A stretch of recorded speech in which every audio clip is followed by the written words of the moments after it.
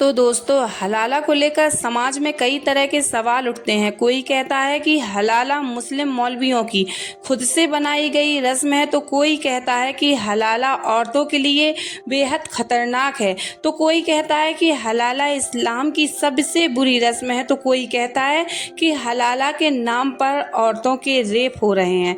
अगर आपके दिलो दिमाग में भी ऐसे सवाल उठते हैं तो ये वीडियो आपके लिए ही है। वीडियो को छोड़कर बिल्कुल न जाएं, क्योंकि इस वीडियो में आपके सारे सवालों के जवाब मिलने वाले हैं, तो वीडियो को पूरा जरूर देखें। तो हेलो गाइस, अस्सलाम वालेकुम वरहमतुल्लाहि वबरकातुहू। उम्मीद करती हूँ कि आप सब खैरियत से होंगे और ईमान की दुरुस्त हालत में होंगे।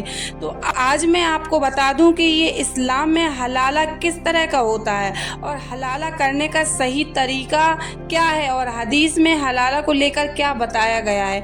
ये वीडियो आपके लिए ख़ास तौर पर हलाला पर सवाल उठाने वालों के लिए है और ये बहुत ज़रूरी भी है।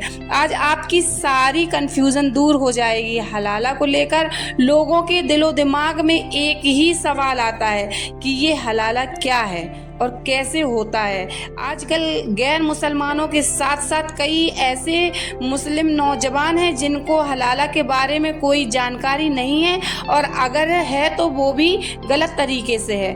तो मैं आपको ये बता दूं कि हलाला का सही मतलब ये है, जब कोई शख्स अपनी बीवी को तीसरी बार तलाक दे दे तो फिर वो औरत अपने शौहर के साथ नहीं रह सकती और ना ही उसका शौहर दोबारा उससे निकाह कर सकता है, जब तक कि वो औरत किसी और से अपनी मर्जी से निकाह ना कर ले। और अगर दूसरा शौहर खुद ब खुद उसे तलाक दे दे या उसके दूसरे शौहर का इंतकाल हो जाए, तो ऐसी हालत में वो औरत फिर से अपने पहले वाले शौहर से निकाह कर सकती है।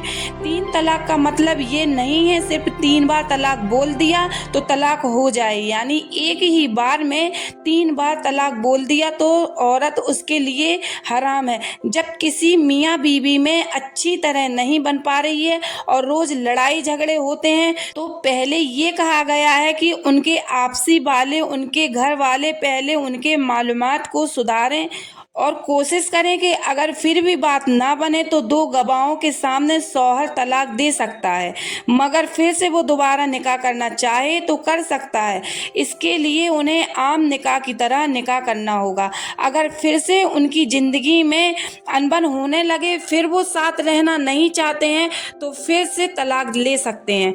और 2 तलाक होने के बाद अगर कुछ महीनों के बाद फिर से वो दोनों साथ रहना नहीं चाहते हैं, तो उसके लिए उस औरत को इद्दत के दिन पूरे करना पड़ेगा और फिर से दोनों निकाह कर सकते हैं।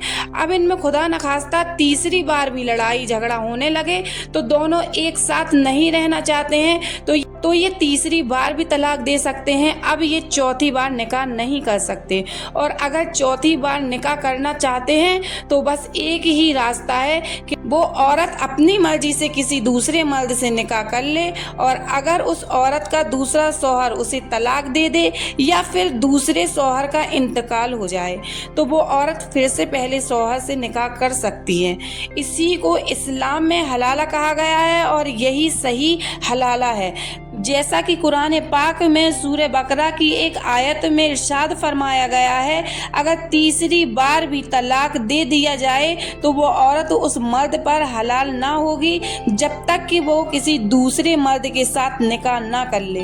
तो इसका सही मायना यही है कि औरत चाहे अपनी मर्जी से दूसरे शौहर से निकाह कर ले, अब चाहे वो अपने शौहर के साथ सारी जिंदगी रहे, दूसरे शौहर के साथ सारी जिंदगी रहे, या उसका शौहर उसे तलाक दे दे या शौहर का इंतकाल हो जाए, तो वो अपने पहले शौहर से निकाह कर सकती है।